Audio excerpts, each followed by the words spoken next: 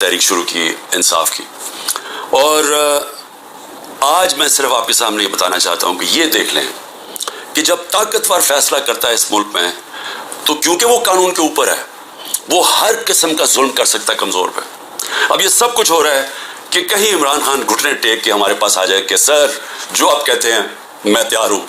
बस इसके लिए हर किस्म का हरबा इस्तेमाल किया जा रहा है, हर किस्म का, मेरे पे भी नहीं, मेरे ख़ानदान के ऊपर, उनके अलावा जो तहरीक इंसाफ के अंदर लोग हैं जो खड़े हैं आज, उन सब के ऊपर अभी गुजर रही है, उनके घरों के ऊपर। यानी मैं बार बार बता चुका हूँ, मैं कभी नहीं समझता था कि मैं अपने मुल्क में ये हालात देखूंगा कि चलें घर तोड़ दिया, बिजनेसेस बंद कर दी, रात के 3 बजे घर में घुसते हैं 30-40 पुलिस वाले और अपने मुंह कवर करके घुसते हैं। ये भी जरा सोचें कि कई सलवार कमीज यानी आम कपड़ों में आते हैं, पुलिस की वर्दियों में नहीं आते, लेकिन क्लैशनिकोव्स पकड़ के आम घरों में आ जाते हैं। वहाँ बच्चे होते हैं, वो कई बच्चों के ऊपर क्या गुजरती है वो जब देखते हैं। आजम स्वाति के पोतियों के सामने, उसको बीवी के सामने अंदर घुस के रात के 3 बजे उसको मारा, सबके सामने देख रहे हैं उसको मारते हुए एक 75 साल के आदमी को। और सिर्फ उसकी गलती थी कि ताकतवर बादशाह सलामत के ऊपर एक ट्वीट कर दी कि बाजवा साहब शुक्रिया आपने NRO 2 दिया इन चोरों को, उसके ऊपर।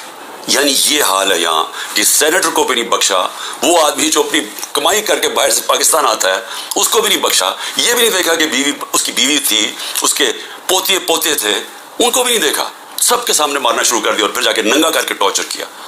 ये सिर्फ एक ताकतवर दहशत फैला रहा है। और वही ताकतवर जब वहाँ जाता है कि यूरोप के अंदर, तो वहाँ जब उसको कुछ कहता तो चुप करके ऐसे करके मासूमों की तरह बैठ जाता है। यहाँ क्योंकि ताकत की हुक्मरानी है तो ये जो मर्जी चाहे कर सकते हैं। तो उसका आजम स्वाति के अलावा जो लोगों से किया जा रहा है, मैं कितनी मिसालें देता हूँ लोगों के घरों में घुस के जो करते हैं, लेकिन जो औरतों से करते हैं, ये अभी तक मुझे इसकी मेरा ज़हन मानता नहीं है कि हमारे माशरे में औरतों से कैसे कोई कर सकते हैं। और इतने यानी मेरे ऊपर, अच्छा केसेस जरा सुने, अब केसेस क्या है इमरान खान के ऊपर, मैं बता बैठा हूँ कि जी केसेस ये हैं 9 में, सबको पता है कि 9 में पकड़ के मुझे उन्होंने जेल में बंद कर दिया। मैं तो 3-4 दिन मुझे पता ही नहीं क्या हो रहा था, क्योंकि मुझे नजर बंद था, मुझे तो कोई टीवी ना खबरें ना मोबाइल फोन।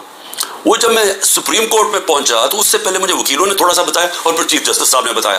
वो पहली दफा मुझे पता चला कि हुआ क्या है, और मुझे तब भी पूरी समझ नहीं आई कि इसके पीछे क्या हम कर सकते थे, क्या हुआ, कुछ इंतशार हुआ, कौन से हमारे लोगों ने जाके तोड़ फोड़ जलाया।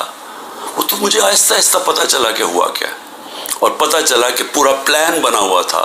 ये प्लान के तहत फॉल्स फ्लैग ऑपरेशन, यानी पहले वो उस तरह मुझे उठाया और उसके बाद फिर पहले पता था कि रिएक्शन आना, और उससे ये जो जलाना घराना और ये किया, और उसकी आड़ के अंदर सारे लोगों के ऊपर बंद कर दिया और मेरे ऊपर केसेस कर दिए। मैं जब जेल में तब मेरे ऊपर केसेस करने शुरू कर दिए कि जी मेरे कहने पे हुआ सब कुछ। एक स्टेटमेंट नहीं है, 27 साल में मुझे एक स्टेटमेंट बताया कि मैंने कभी किसी को कहा कि आप तोड़ फोड़ करें।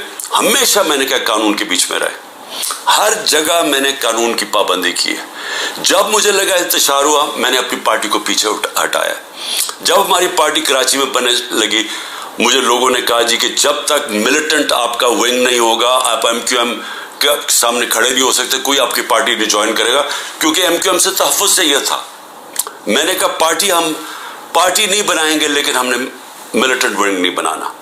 हमेशा ये मेरी 27 साल से मेरी हमेशा ये फिलॉसफी थी कि हमने पुरअमन और आइन के बीच में रहना है। मेरी आज अब तक क्रिकेट के अंदर देख लें, जब मैं कैप्टन था सारी दुनिया रिस्पेक्ट करती थी कि इमरान खान वो है जो न्यूट्रल अंपायर लेके आया।